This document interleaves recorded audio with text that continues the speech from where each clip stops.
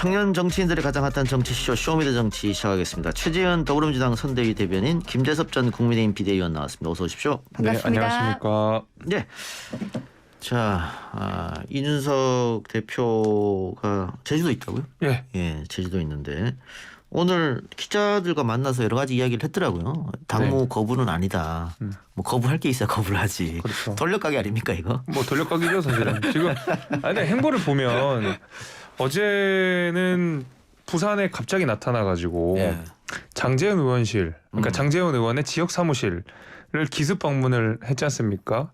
근데 이제 장제원 의원이 윤석열 후보랑 굉장히 긴밀한 사이라고 네. 알려져 있고, 지금 이준석 대표가 말하자면은 나름의 민생 투어를 간 이유는 사실 이제 윤석열 후보 캠프 내에 어떤 선대위 구성이라든지 네. 아니면 방향성이라든지 이런 문제에 있어서 사실상의 어떤 비토 선언, 보이콧 선언 비슷하게를 하게 된 건데. 오늘 기자회견에서는 윤핵관 많이 얘기하더라고요. 네, 그러니까요. 그래서 네. 그 말하자면은 이준석 대표랑 윤석열 후보 그 사이에서 말하자면 계속 배달사고를 일으키는 사람들에 대해서 분명히 이제 메시지가 불만을 표시를 했었던 것이고, 제 생각에는 어떤 그런 내가 이제 이런 부분에 있어서 말하자면 보이콧을 하는 거다라는 메시지를 장소를 선정함으로써 가는 것 같아요. 근데 실제로 제가 들어보니까 장제원 의원이랑은 이준석 대표랑은 실제로 뭐 그렇게 사이가 안 좋거나 그러지는 않대요. 그거는 뭐 대화도 많이 하고 그렇다는데, 그냥 어떤 상징적인 지나가다가 상징적인 어떤 그런 장소를 하나 골라서 했던 것 같고, 그 다음에는 우리가 조금 호남 약하다고 평가받고 또 천하람 위원장이 이준석 대표랑 잘 소통을 하고 하니까 순천을 갔던 것 같고, 가까운 또 제주도도 간 것 같고, 이렇게 좀 무언의 정치적 메시지들을 계속 던지고 있는 게 아닌가 그러고 싶습니다. 자, 그런데 이게 돌아오려면은 정치는 명분이니까 명분은 후보만이 줄 수 있다. 그런데 지금 후보가 계속 뭐 리프레시 얘기하고 사태의 심각성을 모르는 게 아니냐. 저는 좀 심각하게 봐야 된다고 생각합니다. 그러니까 이준석 대표가 어저께 천하람 위원장이 이준석 대표를 만나고 와서 인터뷰를 한 내용을 보니까 크게 이제 두 가지에 대한 불만을 이야기했더라고요. 위기감은 이 두 가지에서 비롯된다고 얘기한 게, 첫 번째는 방향성, 선거의 방향성, 어떻게 이 선거를 이끌어갈 것인가에 대한 방향성이 불분명하다. 두 번째가 인선에 관한 문제를 지적했거든요. 이준석 대표가. 그 방향에 맞춰서, 그러니까 말하자면 2030 세대에 걸맞는 우리가 메시지를 내고, 그에 또 그런 일을 할 수 있는 사람들이 인적 구성이 돼야 되는데 그런 것들이 둘 다 부족하다라고 문제 지적을 분명히 했지 않습니까? 그러면은 캠프 내에서도 이준석 대표가 적어도 그 두 방향에 대해서는 의사결정을 할 수 있도록 말하자면은 어떤 판을 좀 깔아주는 편이 깔아줘야 이준석 대표도 와서 좀 일을 적극적으로 하지 않을까, 저는 그렇게 봅니다. 자, 혹자들은 윤석열 후보가 이제 정치 경험이 없고 정무적 판단이 안 되기 때문에 지금 심각하게 생각하지 않는다, 뭐 이런 얘기도 있는데, 또 본인의 스타일상 남한테 머리 숙이기 싫기 때문에 이준석한테 찾아가지 않는다. 만일 민주당에서 이런 일이 일어났다면 이재명 후보가 제주도까지 날아갈까요? 어떻게 보세요? 제주도까지 날아가셨죠. 지금 뭐 이준석 대표에 대해서 무슨 대표 자질 얘기까지 나오는데, 저는 대표 자질이 아니고 지금 후보 자질이 없는 것이 아닌가. 윤석열 후보의 그 자질 문제가 걱정이 됩니다. 아까 말씀하신 것처럼 우리 이재명 후보하고 윤석열 후보의 그 리더십 스타일을 특히 청년 문제로 좀 비교를 해보면은 이재명 후보는 청년을 주체로 보고 계시죠. 그래서 보통 듣고 고치고 기회를 준다, 이렇게 요약할 수 있는데, 메타버스처럼 직접 현장에 가서 듣고 그다음에 뭐 민주당을 바꾸겠다 이러면서 고치고, 또 청년들 뭐 18살에게 뭐 공동 뭐 선대위원장을 시킨다든지 기회를 주고 있습니다. 윤석열 후보는 청년을 좀 객체로 보는 것 같아요. 필요하면 쓸 수 있는 그런 도구, 뭐 듣지도 않고 뭐 청년들 모아놓고 한 자리에서 아주 늦게 가가지고 탕수육 얘기만 하고 오셨다는데, 고치지도 않죠. 부정식품 발언 이후에 얼마나 몰매를 맞으셨는데 지금 최저임금에 대해서 또다시 실언을 하시고, 또 기회를 주기는커녕 이준석 대표 같은 선출된 당대표를 패싱하고 있지 않습니까? 그래서 리더십이 굉장히 달라 보입니다. 그래요. 자, 근데 김 비대위원. 네. 김종인 카드는 이제 그냥 물 건너갔다 이렇게 봐야겠죠? 아니요, 저는 뭐 그렇지는 않습니다. 아직까지는 뭐 물 건너갔다 보기 좀 어렵지만, 근데 물론 사실 많이 문이 닫힌 건 맞는 것 같아요. 보면은 한 지난주 정도까지만 해도, 지지난주까지만 해도 굉장히 긍정적으로 평가하시는 분들이 많았는데, 사실 이제는 뭐 이후에 어떤 윤석열 후보와 김종인 위원장 간의 적극적인 대화가 지금 없는 상황이잖아요. 그러니까 대화가 있어야 사실 물꼬도 좀 트이고 하는 것인데 일단 대화가 없다는 점에서 사람이 말하자면 좀 갈등이 있고 긴장이 있었으면 그 위에 대화가 있어야 그것도 뭐 국면 돌파가 되는 건데 아직까지 그런 적극적인 액션들은 없었으니까 오히려 조금씩 그 가능성들은 좀 낮아지고 있는 건 사실인 것 같습니다만은 그렇다고 가능성이 완전히 차단된 것은 다친 건 아니고. 아니다. 네. 아까 전에 말씀하신 내용 잠깐만 반박을 하자 그러면 하세요. 윤석열 후보 청년 객체로 보지 않습니다. 객체로 보지 않고요. 그 뭐 말씀하신 뭐 늦었다 뭐 몇 가지 그런 얘기들 하셨는데 몇 가지 이렇게 포인트 잡아서 나쁘다 이러면 또 나빠 보일 수도 있죠. 그렇게 따지면 이재명 후보도 나빠 보이는 경우 많은데요. 늦게 간 것도 좀 얘기 들어보니까 그 전에 앞선 일정들에서 젊은 사람들이 사진을 찍어주자 그러면 웬만하면 다 받아준대요. 그래서 계속 이게 앞에서 이제 젊은 사람들이 사진 찍느라고 좀 늦는다고 그렇게 해서 앞 뒤에 있는 일정도 좀 미뤄졌다는 얘기를 좀 들은 바가 있고 결코 캠프 내에서도 이 사람 객체로 쓰려고 하는 생각은 아니니까 그 부분은 오해 안 하셨으면 좋겠다는 말씀 드리겠습니다. 이준석 대표가 알겠습니다. 청년이 아니고 좀 나이가 많은 당대표라도 윤석열 후보가 이렇게 패싱했을까요? 아니요. 패싱하지 않다고 본인이 이야기했고요. 이준석 대표의 나이 많고 적음은 중요하지 않습니다. 그것은 오히려 민주당에서 일부러 그렇게 말씀을 하시는 것 같은데 어저께 보니까 뭐 고용진 대변인이었나요? 뭐 청년 당대표 이런 식으로 얘기하는데 저희는 청년 당대표 없습니다. 당대표가 있는 것뿐이고 젊고 늙고 뭐 나이 많고 적음은 전혀 지금 당대표 역할을 하는 것과 윤석열 후보가 이준석 대표를 대하는데 아무런 하등의 상관이 없습니다. 네, 자, 두 사람이 알겠습니다. 한 방씩 공방을 했으니까 제가 좀 끼어들어서 중재를 하면 다른 질문을 좀 드릴게요. 제가 김종인 물 건너갔냐 카드 건은 왜 질문했냐면 김종인 비대위원장도 국민의힘에 들어가지 않는 이 상황에서 이준석 대표가 심각하게 정말로 당대표 사퇴 카드를 던지면 윤석열 후보가 대통령 선거에서 이길 수 있겠느냐? 그 두 사람 없이. 네, 일단 뭐 가정에 기초한 질문이기 때문에 대답하기가 좀 어렵긴 한데 그 이준석 대표는 기본적으로 사퇴하지 않을 거라고 저는 확신이 있습니다. 네, 그래서 사퇴하지 않을 것이기 때문에 그 뭐 그럴 일은 없었다고 보는데 적어도 지금 이런 갈등 국면처럼 보이는 것이 좋지 않죠 후보한테. 그래요. 또 이제 최근에 이제 지지율들 보면은 그렇죠. 굉장히 많이 좁혀지거나 아니면은 때로는 이재명 후보가 더 높게 나오는 경우도 있기 때문에 사실 우리가 당내에서 일어나는 모든 크고 작은 잡음들은 없어지는 게 좋은 게 맞는 거죠. 자, 그리고 김종인 전 비대위원장이 박용진 의원 출판 기념회에 참석했던데 그 자리에 또 송영길 대표가 깍듯이 모시고 오늘은 이재명 후보가 기자의 질문에 내가 평소에 존경하고 연락도 자주 드리는 사이다 이렇게 얘기했습니다. 그 김종인 전 비대위원장이 민주당으로 올 가능성은 혹시 있을까요? 저는 뭐 가능성이 크지는 않다고 보이는데 뭐 가능성을 닫을 필요는 없고요. 오신다면은 뭐 말리지는 않을 생각입니다. 저희 개인적으로는 뭐 제가 말리고 말고 할 입장은 아니지만 또 민주당의 그 진보적인 가치와도 맞는 부분이 있다고 보여서 우리 당으로 오시는 것도 어떨까. 심지어는 저는 이준석 대표도 우리 당으로 오면 어떨까라는 생각도 잠깐 해봤습니다. 알겠습니다. 뭐 제가 그에 대해서 김종인 위원장이 기자들이 고 물음에 김종인 위원장이 뭐라고 대답했냐면 쓸데없는 소리 하지 말라고 그랬습니다. 제가 봤을 땐 가능성이 아예 없지는 않아요. 뭐 민주당으로 넘어가진 않겠지만 외곽에서 그냥 이재명을 지지할 가능성도 있다. 아니 뭐 사실 가능성이라고 그러니까요. 하면 0.001%도 가능성이라고 하니까 뭐 그렇죠. 그걸 가능성이라고 예. 하면 그렇지만 저는 그렇지는 않을 거라고 봅니다. 알겠습니다. 자, 어쨌든 국민의힘 당 내분 상황이 길어지면은 민주당으로서는 웃음을 지을 수밖에 없는데 민주당에서 지금 갑자기 악재가 하나 터졌어요. 호재가 악재로 바뀌었다. 처음에 1호 영입에서 발표할 때만 해도 굉장히 신선하다. 어디서 저런 사람을 모셔왔을까. 2030부터 모든 연령이 좋아할 만한 그런 사람이다라고 했습니다마는 이틀 지나서 지금 이게 악재로 지금 바뀐 상황이에요. 여러 가지 논란이 있고 의혹이 제기되고 조동현 공동상임선대위원장이 오늘 아침에 라디오 인터뷰에서 직접 이야기는 했습니다마는 어쨌든 송구스럽다고 사과한 거 보면 여러 가지 의혹을 인정하는 모양새이거든요. 자, 그러면 앞으로 민주당은 어떤 스탠스를 취할 것인가? 후보는 국민들의 판단을 지켜보겠다 이렇게 얘기했는데.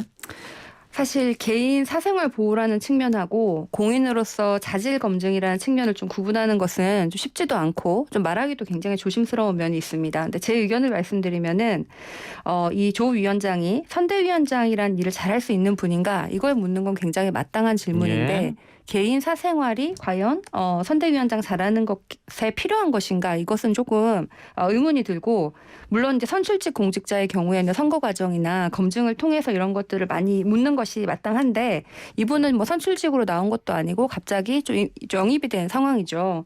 그래서 또 이게 여러 국민적인 입장에서는 좀 이게 부적절하다라고 하시는 분도 많은데 또 민주당 측면에서는 또 모시고 온 분인데 또 지켜드려야 되는 것이 좀 도리가 아닌가 이런 생각도 있고 그래서 굉장히 사안이 좀 복잡한 예, 상황입니다. 아니, 그러니까 예. 최지은 부대변인 말처럼 이게 이성적으로 판단했을 때는 뭐 범법을 저지른 것도 아니고 뭐가 문제는 하겠지만 지금 대통령 선거를 앞두고 있잖아요. 선거는 이성보다 감성이 움직이는 거고 만일 지금 대통령 후보가 문재인 후보였다면은 별 문제가 없을 수도 있어요. 근데 이재명 후보다 보니까 밖에서 공격하기 딱 좋은 모양새거든요. 어쨌든 간에. 네, 이재명 후보가 직접 말씀을 하셨듯이 국민을 판단을 보고 대처해야 될 국면에 온 것 같고 이 조동현 위원장 역시 오늘 아침에 인터뷰까지 하면서 본인이 뭐 송구하다는 말씀도 하고 입장을 밝혔기 때문에 좀 이번 국면을 과연 돌파할 수 있을 자, 것인가 이걸 지켜볼 그러면 필요가 있을 것 같습니다. 지금 당 입장 혹은 선대 입장은 일단 좀 지켜보자 그런 입장인 거죠. 그렇습니다. 예.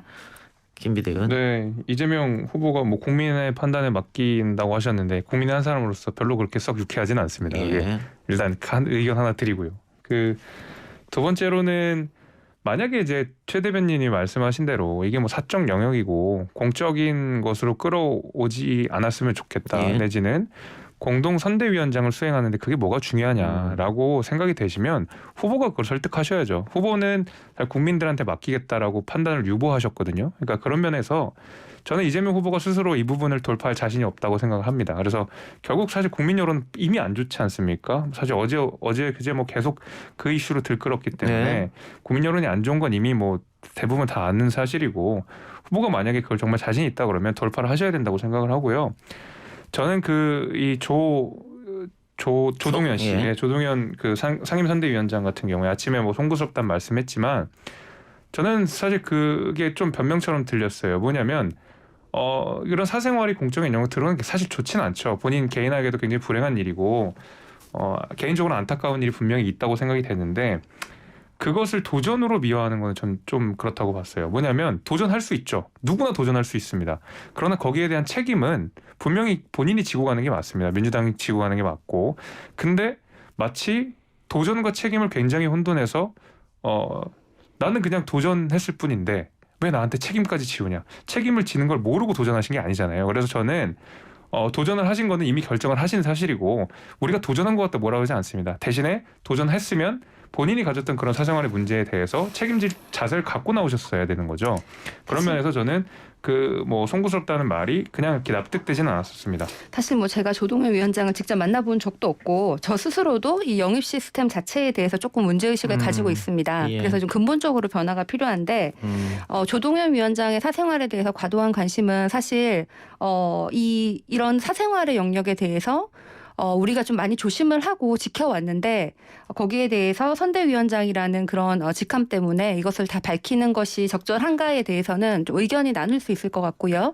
예를 들어서 얼마 전에 황보승희 의원의 경우에는 사생활 영역이 있었지만 언론에 보도된 적도 없고 민주당도 그걸 가지고 공식적으로 공격한 적도 없습니다. 예. 그래서 왜냐하면 상임선대위원장이 아니기 때문에 그렇습니다. 그분은 선출된 국회의원이잖아요. 그래서 그걸 어디까지가 어느 직함까지는 어디까지 지켜줘야 된다는 게 써 있는 것도 아니고 사람마다 다 생각이 다를 수 있는데 사생활의 영역하고 선대위원장의 그 능력하고는 조금 분리할 필요가 있다는 생각은 들고 뭐 저는 무조건 이분이 잘했다는 것이 절대 아니고 이재명 후보도 지금 뭐 국민의 입장을 보겠다라고 하신 건 좀 유연한 측면을 보여주신 거기 때문에 뭐 이것보다 좀 근본적으로 우리가 이렇게 선거 때만 이렇게 체리피킹 하듯이 영입하는 경우가 저도 영입을 당했지만 와가지고 많이 고생을 하고 있는데 네. 과연 이게 선진 민주주의 국가에서 계속되어야 할 것인가 뭐 여당 야당을 떠나서 당 내에서 좀 사람을 키우고 하는 게 우리가 이제 피킹하는 것이 아니라 수확하는 게 더 필요하지 않나 이런 고민이 좀 많이 그 부분에서 들었습니다. 저도 전적으로 예. 동의합니다. 최지은 대변인 영입되고 나서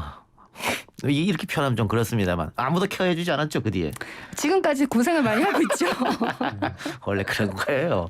알겠습니다. 자, 이거는 근데 저도 조금 이 부분에 대해서 언젠간 한번 여야가 머리를 맞대고 이야기를 좀 해볼 필요가 있다. 이게 뭐 정치 선진국에서는 이 능력, 자질 이거하고 사생활은 별개로 치는 거잖아요. 그렇죠. 근데 우리는 함께 가다 보니까 좀 문제가 좀 시끄러워지는 건데 이거 지금 언론에서 심하게 다루고 있습니다만 민주당에서는 좀 억울할 수 있을 거예요. 그 황보승이 때는 한 번도 안 다뤘으면서 왜 다루냐 억울할 수 있을 것 같아요. 저희도 뭐 저는 이제 부산의 지역구를 가지고 있는 정치인이지만은 부산 시당을 포함해서 논평 한 번 낸 적이 그러니까요. 없습니다. 개인의 사생활이라고 존중했습니다. 근데 이거를 국민의힘에서 만일 세게 때리면 그 김건희 씨도 비슷한 논란 의혹이 있으니까 또 민주당에서 벼르고 있을 거란 말이에요. 그러면 또 선거는 이상한 쪽으로 혼탁하게 흘러가니까 이 부분에 대해서는 뭐 지금 당장은 뭐 대통령 선거가 얼마 안 남았으니 못 하더라도 다음에라도 좀 양당들이 이런 부분에서는 뭐 신사 협정을 하든 뭐 좀 필요가 좀 하지 않느냐. 왜냐면은 지금 뭐 김 교수 같은 경우는 본인이 선택했으니까 이런 일을 당해도 뭐 본인이 감수하고 책임져야겠지만 지금 그 아이가 초등학생인데 다 굉장히 상처받을 거 아니에요. 그렇죠. 그런 걸 봤을 때는 좀 조심해야 되지 않냐 우리 언론도 뭐 그런 생각이 듭니다. 알겠습니다. 그리고 네. 그 최지은 대변인 얘기했던 인재 영입할 때 인재 영입 자체도 좀 그렇습니다만은 검증은 안 합니까? 그게 뭐 상황마다 다르겠지만 저의 경우에는 굉장히 몇 달 전부터 여러분들이 이제 전화도 하시고 그러니까. 뭐 그랬거든요. 그래서 이번에는 좀 이번에는 왜 더 그런 게안 급하게 된 되는가. 면이 있는데 예. 이준석 대표 영향도 있는 것 같아요. 저쪽 당에 너무 훌륭한 청년 정치인이 있다 보니 우리가 조금 더 좀 분발을 하게 된 그러다가 조금 급했던 부분도 있지 않나 아니, 싶고. 예. 이준석 대표는 구력이 10년이 넘었는데 그렇죠. 근데 이준석 좀 청년 대표조차도 말씀하시면 안 돼요. 이준석 대표조차도 영입이 됐는데 그 이후에 아주 오랫동안 스스로 잘한 것도 있고 또 당에서 키운 것도 개척했죠. 있고 예. 본인의 굉장히 오랜 포지션을. 시간 동안 정치인이 네. 되어가지고 지금 그 자리에 있는 예. 것이죠. 자 그리고 김병준 상임선대위원장 브로치 발언 이거는 뭐 이수정 교수도 부적절했다. 잘못했습니다 그거. 그러니까 모든 국민의힘 의원들이 저랑 인터뷰할 때도 다 그건 부적절했다고 얘기하고 있는데 네. 본인은 부적절하지 않대요. 아유 무슨 말씀을 그 제가 예. 라디오 전문 들어봤어요. 예. 이런 말씀하는 게 좀 부적절할지 모르겠지만이라고 앞으로 판을 깔고 말씀하셨는데 예. 뭐가 부적절하지 그러니까 않습니까? 지금 와서는 남자도 부적절한 걸 왜 하셨어요? 그러면 그러니까는. 본인도 하셨는데. 제가 한 건 아니라서 모르겠는데요.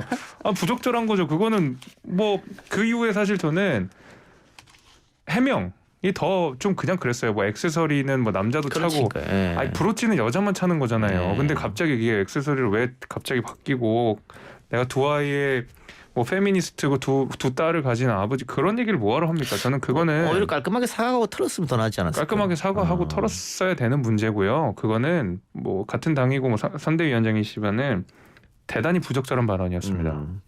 잘못했습니다. 알겠습니다. 자, 그리고 제가 몇 차례 말씀드렸는데 이번 선거는 2030이 키를 쥐고 있다. 왜냐하면 지난번 대선 때 2030이 문재인 후보를 압도적으로 지지했는데 재보궐 선거 때는 반대로 국민의힘을 압도적으로 지지했단 말이죠. 그렇죠. 그런데 지금 40대는 4050은 이재명, 60대 이상은 윤석열 이렇게 세대별로 갈렸으니까 2030의 선택에 따라서 결정되지 않겠느냐 이게 많은 사람들의 추측인데 그래서 양당이 또 2030에 집중하는 이유이기도 하겠죠. 그럼 2030만을 위한 정책 어떤 것이 있느냐. 아까 최지은 대변인 말처럼 윤석열 후보가 이번엔 그 언론과 인터뷰에서 조금 실수한 면이 없지 않아 있는 것 같긴 합니다만 일단 여당부터 얘기 들어봅시다. 어떤 정책이 있는지. 뭐 저희는 뭐 주거, 학교 모든 것에 대해서 청년들을 위한 정책을 청년이 주체가 되어서 만들고 있습니다. 청년 선대위를 이미 출범을 했고요. 뭐 여혐, 남혐 둘 다 싫어위원회, 뭐 민주당 꼰대짓 그만하라 위원회 이런 다양한 위원회들이 구성이 돼서 청년들이 직접 청년 정책을 만들고 있는데 일단 큰 흐름에서 뭐 기본 소득 그리고 기본 주택 이런 것들이 상대적으로 취약계층인 청년들에게 더 큰 도움이 되지만 청년들이 또 특히 관심 있는 여러 주제에 대해서 소소하고 확실한 행복이라는 소확행 정책들을 계속 발표를 하고 있죠. 그중에서 좀 반응 좋은 것 중에 하나는 가상자산에 대한 세금을 1년 정도는 유예를 하겠다. 뭐 이런 것도 있었고요.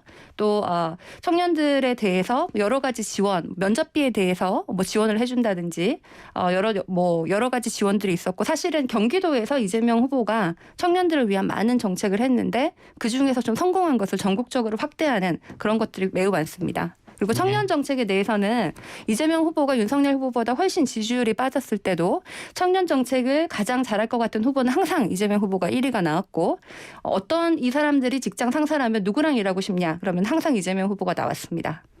네, 국민의힘. 그러니까 이게 윤석열 후보가 주장하는, 그러니까 윤석열 캠프에서 내놓는 청년 정책인가요? 아니면 그냥 했으면 좋겠는 정책인가요?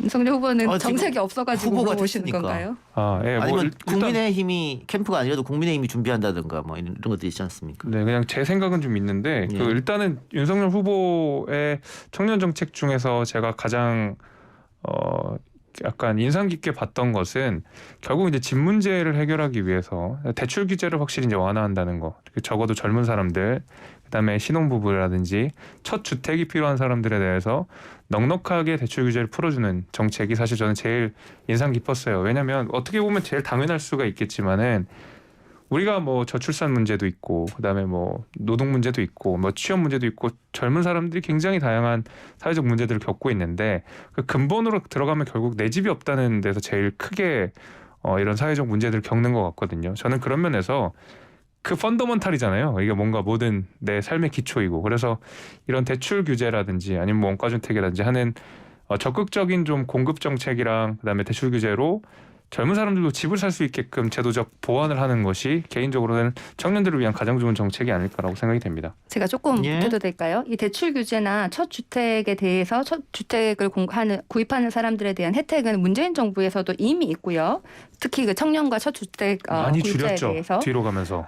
그리고 지금 공급 얘기를 하셨는데 윤석열 후보가 250만 호 얘기를 하셨는데 그것은 이재명 후보가 250만 호를 얘기를 한 다음에 숫자까지 똑같이 얘기를 하신 겁니다. 그래서 지금 이재명 후보는 문재인 정부에서 확보한 토지에 대한 공급까지 하면 280만 호까지 가능하다고 했는데 공급이나 그럼 이런 대출 규제나 첫 주택 대해서 문재인 정부랑 다른 점은 무엇이고 이재명 후보의 정책과 다른 점은 무엇인지 저는 도저히 구분이 가지가 않아요. 반 문재인 외치면서 뭐 시장 위주의 정책을 해야 된다라고 오셔가지고 도대체 부동산 정책에서 어떤 차별화를 가지고 계신지 기존 주택을 다시 리패키징한 거 말고 무엇이 있는지가 좀 궁금합니다. 문재인 정부에서 공급이 있었나요? 문재인 정부에서 그거는 공급은 지금 이미 100만 호에 대한 공급을 그게 왜 약속을 그러냐면요. 했죠. 박근혜 정부랑 이명박 정부 때 풀어놨던 것이 문재인 정부 때 완성이 돼가지고 공급이 이루어진 것처럼 사실 착각이 되는 것이고요.